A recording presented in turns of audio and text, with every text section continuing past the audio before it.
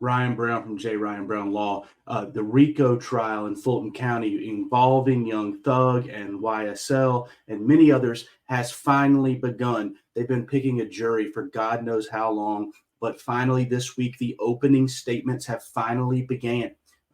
Opening statements are lawyers' opportunity to give a preview to the jury of what they expect the evidence to show in a case, okay?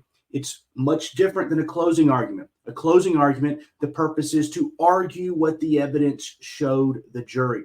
That's why during opening statements, a lot of times you're going to see lawyers, particularly in this case, we've already seen it a number of times, both defense lawyers against the prosecutor and prosecutor against the defense lawyers objecting and saying, Your Honor, this lawyer is arguing. That is because opening statement is not the time to argue. Opening statement is reserved simply for lawyers to tell the jury what they expect the evidence to show during the course of the trial. So I want to kind of talk about the main takeaway that I've seen from opening statements thus far. All right.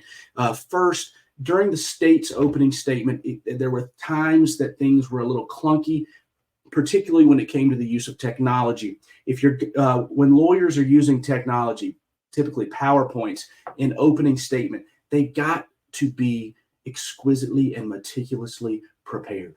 And if a judge has a problem with something in a PowerPoint presentation, it can cause a lawyer to kind of get thrown off their game. It can draw objections. It can cause issues for the jury if there's something on there on the PowerPoint that's not going to come in to evidence during the trial, because at that point you may have something that's prejudicing the jury, meaning it's having an improper impact on the jury. That's not going to be evidence in the trial. That's a big problem. So we saw some back and forth about that. Obviously, I don't know the cases as well as the lawyers and the facts of this case as well as the lawyers involved.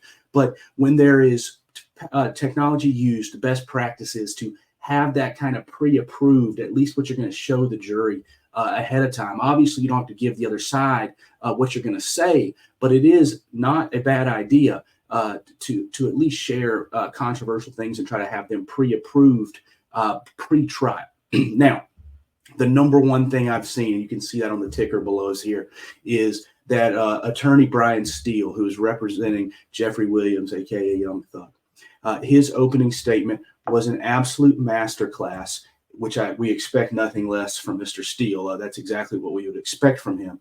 In everything else was great too, but the best part from a lawyer watching another lawyer that's so good at his craft was how well he was able to humanize his client. What I mean by that is lawyers so often suck the emotion out of things, out of litigation, out of discussions, debates. It's all facts, logic, etc. And sometimes it's hard for us to remember, hey, we're dealing with humans.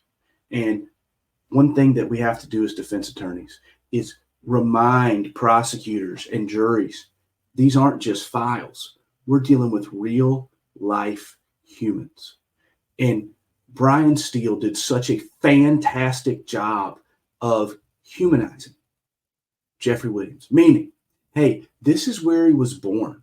These are the projects that he grew up in. His teeth rotted because he didn't have proper food. He ate candy for meals. Why does he have fake teeth? Because his rotted out, right? Things like that. Things like, hey, here's what the neighborhood was like. Why does Jeffrey Williams feel a certain way about people who testify in court?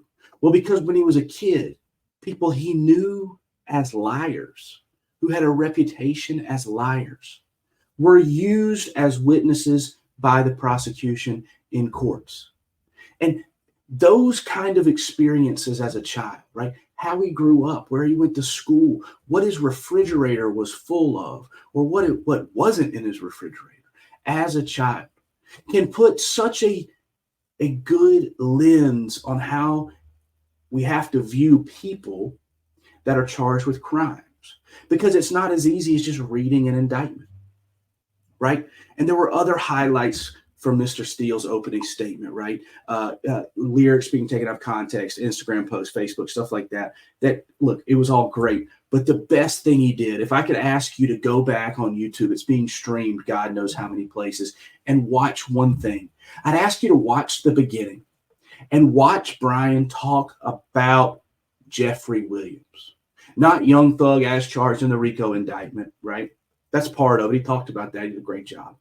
But listen to him talk about Jeffrey Williams, the kind of experiences he had that did impact his creation of art and music in the form of rap, hip hop, gangster rap, whatever you want to call it, lyrics. Because art, which is what music is certainly an expression of someone's experiences.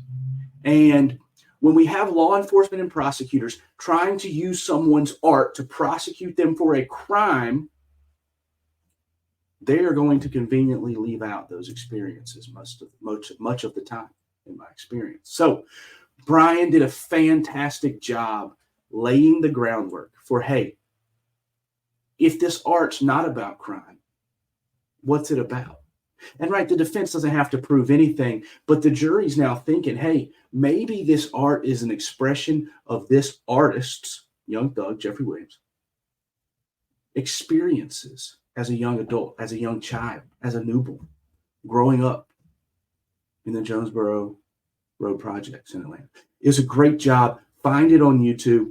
Keep up with it. This is a fascinating trial, fascinating case. But my number one takeaway so far is that Mr. Steele's opening statement was incredible, and he did such a fantastic job of allowing the jurors to see Jeffrey Williams, the person, instead of Jeffrey Williams, person on RICO indictment that the prosecutors are going to be trying to show. So I encourage you, tune in and watch some of this trial over the next few months.